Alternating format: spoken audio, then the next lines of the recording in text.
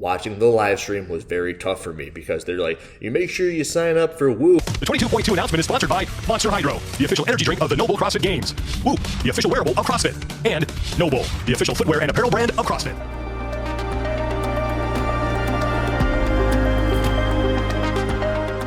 Yo, so I put up a video of Katrin Davidsdottir doing some burpees at the semifinal last year. It's at the German throwdown. It didn't catch too much attention back then, but it did as I put up that video. It was shared by Brian Friend, and he has a good take on a lot of things CrossFit. So when he says something, people notice. Back in the day, nobody said anything, which was interesting to me because the German throwdown was a semifinal. It's all foot on the gas pedal. You gotta go, go, go. It's gonna burn, but you know that this is your chance to punch your ticket to go to the CrossFit Games.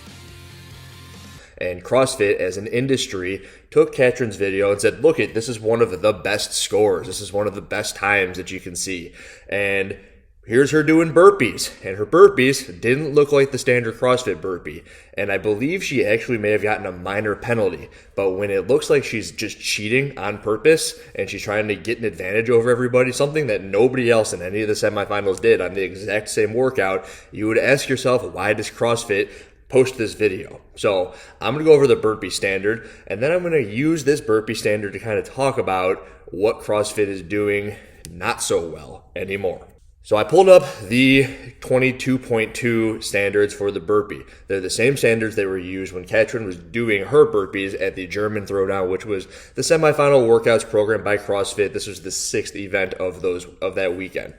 They had to do the 3 clean and jerks, the 3 bar facing burpees. They understood that people wanted to be going a little bit quicker. And because they were going to be going a little bit quicker, it's hard to enforce that 2-foot takeoff, 2-foot landing. So they said that both feet had to be in the air at the same time. When they say something like that, you can get away with keeping 1 foot on the ground, and while it may look like a step over, she's still jumping, I suppose. So let's look at the standards for 22.2, which are the same as the semifinal German throwdown there. Here we go. Athletes must use a barbell with 18-inch plates. That is a hit towards the OPEX people way back in 2014 when they were doing 14.1, and they used those little short 10-pound weights so they didn't have to jump as high in the burpees. So they got rid of that by saying you had to use 18-inch plates, which are just your standard Olympic set weights. Burpees must be performed perpendicular and facing the bar. They have that white tape line. Cool. Check, check. Athletes may step back or jump back to reach the bottom, i.e. a rich froning burpee. That's good. The center of athlete's chest might be on the line. Straddling the line. The athlete's head must stay behind the barbell. The hands and feet must remain inside the width of the plates. Stepping and or jumping back to the starting position are both permitted. These are all things that we're used to seeing and hearing, so still good to go. The athlete must clearly jump over the barbell. Must is bold here. Both feet must be off the ground as the athlete passes over the bar. Stepping over is not permitted. The athlete does not need to use a 2-foot takeoff. So this is what we just talked about. They don't need to use a 2-foot takeoff. Scale divisions may step over. Touching the barbell on the jump over is a no rep. The rep is credited when both feet have touched the ground on the opposite side of the barbell. There is no requirement to land with both feet at the same time. The athlete must be perpendicular to and facing the barbell before starting the next rep. Athletes may not have assistance moving or resetting their barbell unless safety is an immediate concern. So last year at, again, the semifinal, event 6, there was an athlete who had her coach, judge, and I believe husband, holding the bar down. So it was 10 rounds of 3 clean and jerks and 3 bar facing burpees. So the judge would put the bar down so that she could more quickly start up her burpees. This caught more attention than Katrin's burpees, which is, I don't know, it drives me freaking crazy. I can't believe that, put the bar down and hold the bar down there is a bigger issue than the athlete themselves just cheating. The athlete didn't have anything to do with this. I don't know whether or not there's a discussion that could be had between the athlete and her judge when he's holding the bar down, but you damn well know that there was a discussion that was being held with Ben Bergeron and Katrin saying, hey, this is how we're going to do our burpees. They probably practiced the burpees. Why would you do that? I understand, myself being a competitive athlete, that you're going to want to go out there and get every advantage that you can. That being said, Katrin is like this much higher than I am. If I'm here, she's like way up there. And she wants to be a poster child for the sport. And Ben Bergeron has a training industry where this could catch a lot of attention. So you ask yourself, is this something that they reach out to CrossFit and CrossFit okayed it? And if CrossFit okayed it, then what is the point of even having any of these standards? And then also you want to ask yourself, if CrossFit didn't okay it, what are they doing going out there and putting it out on the live stream to see, where they're getting hundreds of thousands of views, the entire community is seeing it, then the community sees that it's okay. If Katrin Davidsdottir can do it, then everybody down the leaderboard can do it.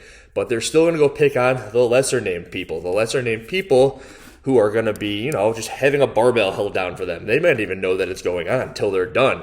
There was a time window on those workouts which was tight. Maybe she didn't even realize that it wasn't okay.